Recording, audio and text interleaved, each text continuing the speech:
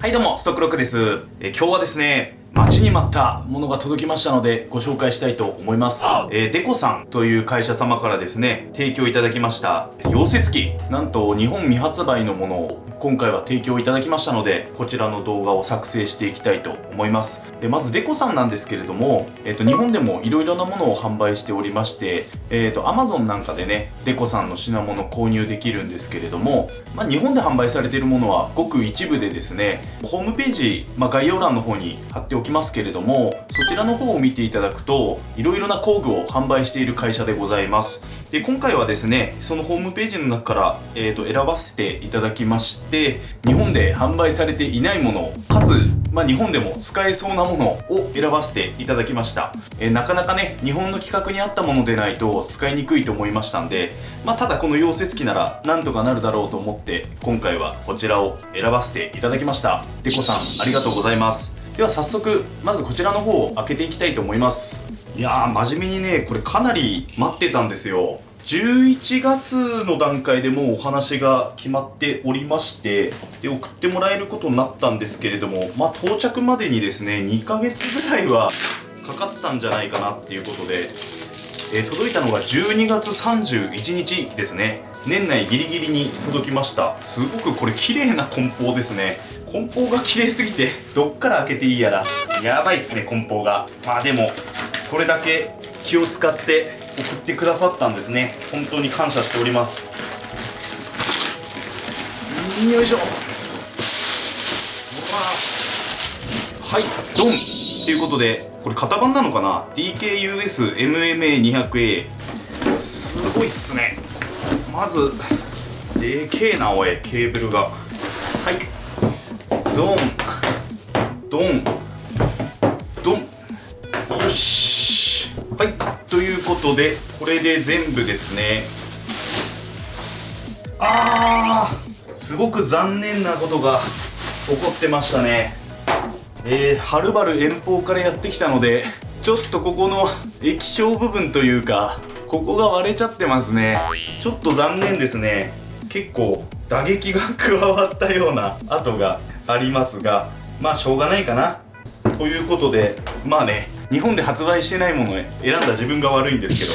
ちょっとねガンダムチックな色合いでかっこいいかなと思いまして、今回はこれを選ばせていただきました。よし。で、入ってるものは本体とケーブルホルダー類ですね。あとこれが変換のプラグかなと、ハンマーとブラシとセットになったもの、あと説明書、これで全部になります。で、説明書なんですけれども 160A と200A っていうことで書いてますが、今回いただいたのはこの 200A の方なんですよね。で、この 160A っていう方は、日本の Amazon でも販売されてますんで、こちらは概要欄の方に貼っておきます。で、簡単にですねこちらの商品を説明させていただきますと、一応 100V、200V 両方対応している製品になります。本当はね、海外製なんで AC110V、220V っていう風になってるんですが、 US プラグのものを送っていただいたので、これをこのままぶっ刺して今回は 100V で試していきます。200のが絶対いいんですけど、200引いてないのでこの小屋ね、なので100でどれだけできるかっていう動画になるかなと思います。その点はご了承ください。それで一応 10A から 200A まで出力可能なモデルとなっております。もう一つの方はね、日本で販売されている方は 160A までと対応できるものとなっているんですけれども、正直ね 100V で使うので全然その 160A で十分なんですけれども、そこまで上げれないと思うんで、多分ねブレーカー落ちちゃうんで、どこのね段階でブレーカーが落ちるのかっていうのもちょっとやってみたいかなと思うんですけど、思いっきり投光器なんかも使ってるんでね、結構早い段階で落ちちゃうんじゃないかなっていう気はするんですが、それでもできるのかどうかちょっとやってみたいなと思います。特別な仕様としてはですね、説明書を見る限り、全部英語なんですけど、まずインプットボルテージ AC110、220V ですね。で、インプットパワー 7.8kW ってなってます。で、ノーロードボルテージ 60V、カレントレンジ10から 200A、デューティーサイクル 60%、あとエレクトロードなんだかディアメーターでいいのかな。でもパイって書いてるので解 1.6 から 5.0 っていうことで、溶接棒の径ですね、1.6 から 5.0 まで使えるよっていうことだなと思います。防水性能かなこれ。 IP21S、 ウェイト 6.5kg、 サイズは 48×16.0×30 センチとなっております。あとは英語でいろいろ書いておりますが、使ってりゃわかるでしょう。あとは注意点はプラスとマイナスかな。思いっきりここにプラスマイナス書いてるんで、プラスが溶接ホルダーの方なんで、こっちですね。これをプラスに挿してこっちをマイナスに挿すっていう感じかなと思います。とりあえずやってみましょう。どうなるかどうか。それで今回はもちろんねこれを使っていくんですけれども、大前提としてですね、自分は溶接初心者でございます。これ今回アーク溶接機なんですけれども、アークに関しては1回もやったことがありません。17年前ぐらいにですね、ガス溶接は2回ほどやったことありまして、やったことあるって言ってもね、鉄筋をただ点付け溶接するっていうだけですので、実質ほとんどやったことないに等しいです。そしてね、このアーク溶接ってことになると全く触ったこともありませんので、そのあたりはねちょっとご了承いただいてご覧になっていただければいいと思います。でもちろん今回これをいただいて、使えればですけれども、ちょっと練習してですね、いろんなものにチャレンジしていきたいなと思っておりますので、とりあえず温かい目で見守っていただければいいかなと思いますので、よろしくお願いいたします。だからもっと練習した方がいいですよっていうコメントいらないですからね。これから練習しますから大きなお世話です。で今回ね何をするかっていうと、溶接の台、台を作るというか、実際にね移すのでここでやるんですけど、鉄板用意してますんで、それに縁をね溶接でつけれるかどうかっていうのをやってみたいと思います。実はいろいろ問題はもうすでにあるんですが、適当にやってみたいと思います。それでは行ってみましょう。はい、ということでね、一通り準備が一応完了しました。こんな感じです。でここでね溶接をするので、下にブロックを引いて高さを出しました。溶接を室内でやらなければいけないっていうことで、ヒュームが出ますので、換気扇を回します。焼肉用のこの排煙ダクトを使おうかなと思うんですけれども、中にヘパフィルターを仕込んでみました。どんな意味があるかわかんないけど、あと不燃性のフィルターも表面に入れております。二重構造にフィルターをセットしてみました。私も当然ね、この革エプロンと、すっげえこれ Amazon で安かったんですけど、ちょっとこの作業服に合わせてブルーを選んだんですけど、真っ黒が届きました。で裏面がブルーになってるっていうね。あと今回このね自動遮光面っていうのを用意しました。デコさんのものですね。ちょっとね明かりごめんなさいね、ちょっと見づらいかもしれないんですけど、これはね自分で購入しました。これね面白いですね。初めて使ったんですけど、ちょっと実際にかぶってみます。はい、こんな感じです。これ顔見えてんのかな、大丈夫で、これをね自由に動かせるので上に上げるって感じかな。で面白いのが光源を見るとね、自動的に遮光されるのがよくわかるんで、この中面のいろいろボタンがあって、いろいろ感度なんかを変えれるような仕組みになっております。3つのボタンありますね。感度の調整と、あとこの暗さの調整ですね。実際に自動でオンになった時にどれだけ暗くするのかっていう設定と、あとスピードですか。ディレイって書いてるのは光を受けてからどれぐらいのスピードで遮光するのかっていうことで自動でやってくれるんで、これ便利ですね。すげえデザインですけど、一番ねこれでもおとなしめなものを選んでみました。後のやつは本当にすごかったんで、近所の人に見られたら恥ずかしいっていうことで。でね、まだ初心者の僕が言うのはなんですけど、面は必ず使用しましょう。当然ですけど、その十数年前に1回やった時に酸素とアセチレンを使ったガス溶接だったんですけれども、ちょっとだからってね舐めてたんですよ。ちょっとって言っても実質結構な時間点付け溶接してたんですけど、面付けないでやってたら次の日本当に目開けれなくなりますから、薄めギリ開けてもその光がもう痛くて、もう涙が止まらないっていう状態になりましたんで、そんなバカなことはねしないように必ず面をつけてください。あと用意したものっていうと、この革手袋ですね。溶接用の袖まであるタイプ、あとこのチゼルですか。これと実際にね溶接するときスパッタが飛ぶのでこういうレンジガードを買ってみました。今やると隠れちゃうんですけど、今回揃えたものは全部昨年の Amazon のブラックフライデーの時に揃えたんですけれども、いろいろね買っちゃいまして、レンジガードでしょ、あとフィルターでしょ、あとこのチゼルでしょ、自動遮光面でしょ、あとこのエプロンと、あとスパッタシート、これ今下に引いてますけど、それともう1個、今日は使わないと思いますけど、磁石の90度で止めれるやつ、これも買いました。なんかセットで1000いくらだったかな。とりあえず安いのでいいやと思って買ってみました。で買ったのは以上です。で今回は、このね鉄板自体に四隅に縁をつけていこうかなと思うんですけど、使うのはこれですね。これね本当はちょっと太いんですよ。パイが 2.0 なんでどうなのかなっていうところなんですけど、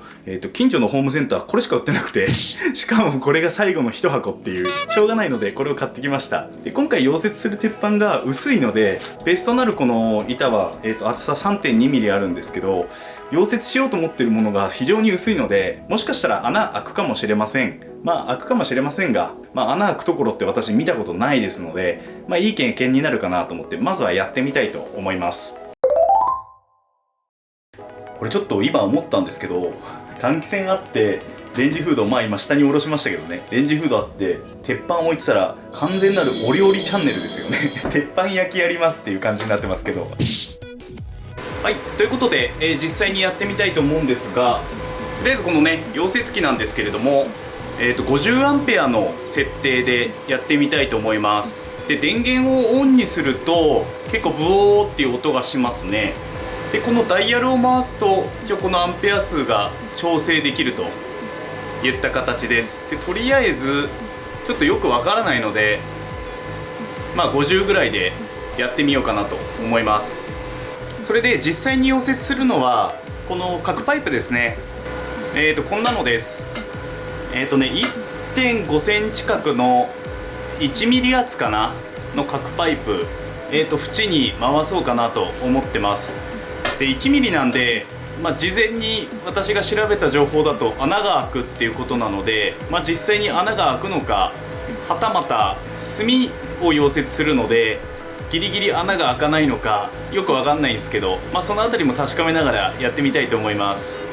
この換気扇の音と溶接機の方からファーンって音してると思うんですけど、ちょっとこれはねご了承ください。この溶接のシーンってねカメラで撮ってもいいのかなっていう疑問があったので、実は事前にこのカメラの方にも遮光面をつけれるようにしました。はい、こんな感じで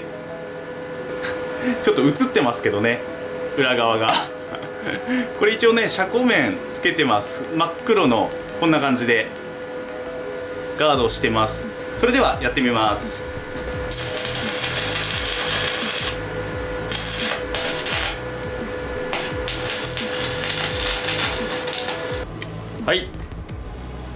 はい、ということで今一列なぞってみましたが、すげえこのパイプの中から煙出てますね。それとめちゃくちゃ汚いです。ちょっと一回外してみましょうか。うわ、しかもすげえずれてるし、うわー失敗してる。でも90にしても全然落ちないですね。どこまでやって落ちないんだろうっていうのはありますけど、で溶接棒がすごいすぐなくなる。よいしょ。これ煙すごいっすよ。これどんだけ出んのこれ。はい、ということで一応初溶接しました。くっついてるといえばくっついてる。リードがないです。でもね前半より後半の方がちょっとひどいな。くっついてねえなこの辺。これ動く。やっぱり最初の方がひどいっすね。難しいっすねマジで。いいっすよ、こういう難しいのは大好きですね。100アンペアぐらいでやった方がいいのかな。もう100ボルトでやる場合はどうやったらいいのか誰か教えてほしいひどいな。いやこれうまくできる人尊敬するわ。バラバラと落とします。ちょっと次100ぐらいでやってみようかな。落ちないんじゃないか。一応交流 AC を DC にする感じみたいなんですよ。直流で動いてるみたいなので、もうちょっと上げてもいいのかな。ちょっと上げてやってみますか。あとね、くっついちゃう、下手すぎて。この最初火花散らそうと思ってトントントンってやってる時にピッてくっつくんですよね下手くそすぎるということで、次は、100でやってみたいと思います。で、この溶接棒すぐなくなるんですね。もうあっという間になくなっちゃいますね。これも下手だからなのかな。はい、次100アンペアの設定にしました。これでやってみたいと思います。うわ、くっつくかな、思って。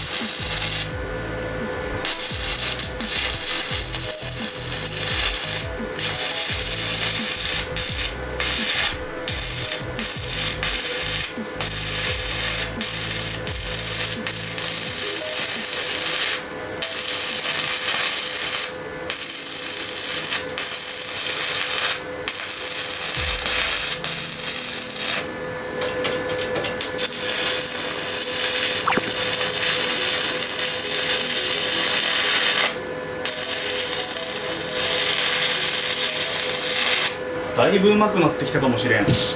と最初の方がひどいな。もう一回やりてえな。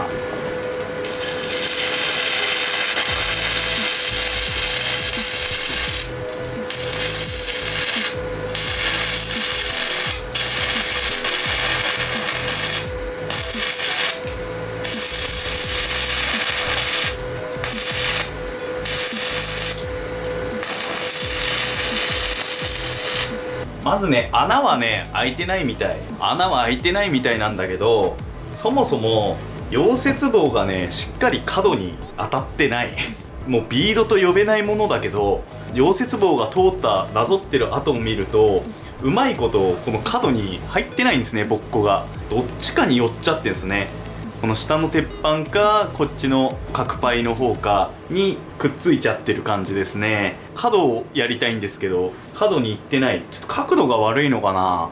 今現時点で道具のせいではなく自分の実力のせいだと思うんで、溶接機はすごくいいと思う。なんか100アンペアでやった方がくっつかなかったような気がするね。今のところ自分の中ではベストで、ブレーカーも落ちないですね。ただいつか上げ続けるとどっかでブレーカーは落ちると思うんで、今言えることは俺が下手すぎる、要練習ですね。ということで、こっち逆側次やってみたいと思います。じゃあ次はね、逆側もっと角に入るようにちょっと溶接棒の角度を考えてやってみたいと思います。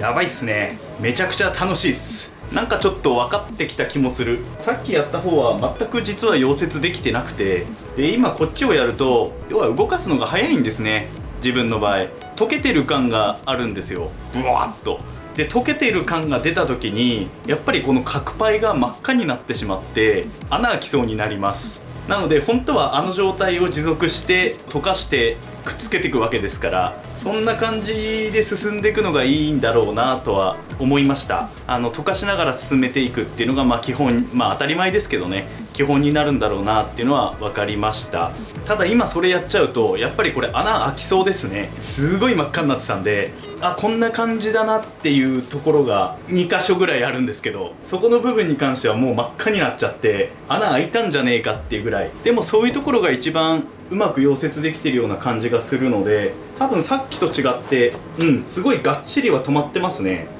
とりあえずいいんじゃないかなっていうところで、いや面白いっすね。ただちょっとデコさんには申し訳ないですけど練習が必要。ただ練習は面白いのでこれ毎週やっちゃうかもしれないですね。あとこの求人なんですけど、吸ってはくれてるんですけど、自分のね一応中にマスクはしてますが、マスクいいの買おうと思います。今つけてるマスクだとちょっと鼻につく。ずっとやってるとこれって体に非常に良くないと思うんで、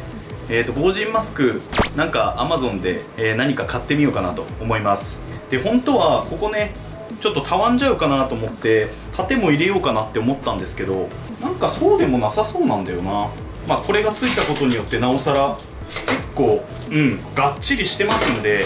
そんなにたわまないかな。ということで、実は角パイまだ買ってあるんですけど、練習材料としたいと思います。はい、ということで、ちょっとだけね練習風景も撮っておこうと思います。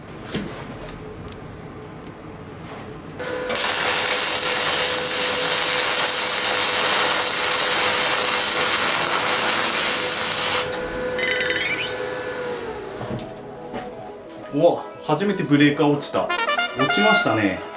今 100A で初めてブレーカーが落ちました。特にねその瞬間何かしたってわけじゃないんですけど、連続でやってたからかな、なんかの負荷がかかったんでしょうね。その瞬間に落ちましたね。結構投光器使ってるし、照明いっぱい使ってるし、換気扇使ってるしっていうことで、それなりに消費はしてるはずなんですけど、90とかに抑えてやっとくのが一番無難なのかなっていう感じですね。で、今下手くそなんですけど練習してみました。直線引くっていうのがなかなか難しくて、こっち一番最初なんですけどちょっとひどいですよね。最終的にもひどいっていう。でこの最後のところでブレーカーが落ちました。ズドンと。ということでちょっとノロを取ってみましょうか。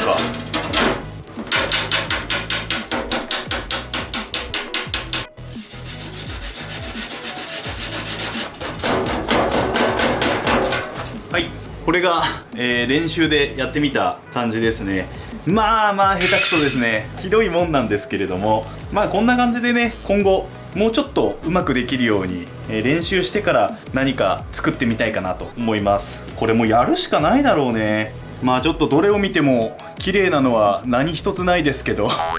これがね初心者1日目の実力です。なんとかねこの両サイドテーブルの縁はこの裏面ですね、なんとか作れましたけれども、ほとんどついてないんじゃないかっていうね疑惑はありますが、とりあえず思いっきり力かけても取れなかったんでいいでしょうってことで、これ溶接機はいいんだろうけど実力がダメだね。それを痛感しました。はい、ということでちょっとグダグダな動画でしたがいかがでしたでしょうか。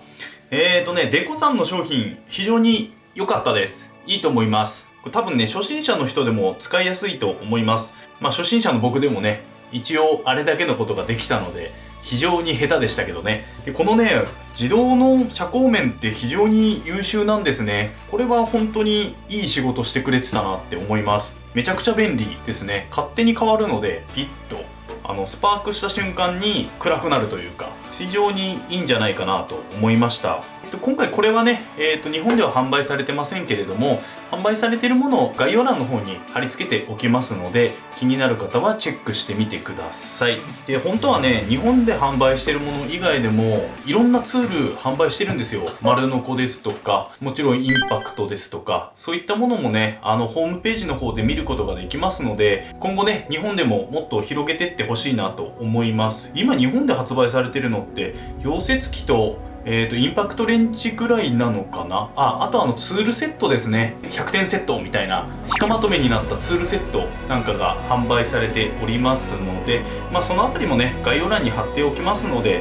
よかったらチェックしてみてください。ということで、今回は全く参考になる動画ではなかったかと思いますけれども、唯一参考になったのはデコの溶接機と面は使えるということであとはちょっと絵的にお料理動画みたいになってしまいましたがあと自分の実力を知れたということで、今後精進していきたいと思います。ということで今日はこんな感じで終わりたいと思います。ちょっとでも面白かった、参考になった、参考になってないかなっていう方はですね、チャンネル登録と高評価よろしくお願いいたします。最後までご視聴ありがとうございました。ではまた次回の動画でお会いいたしましょう。またね。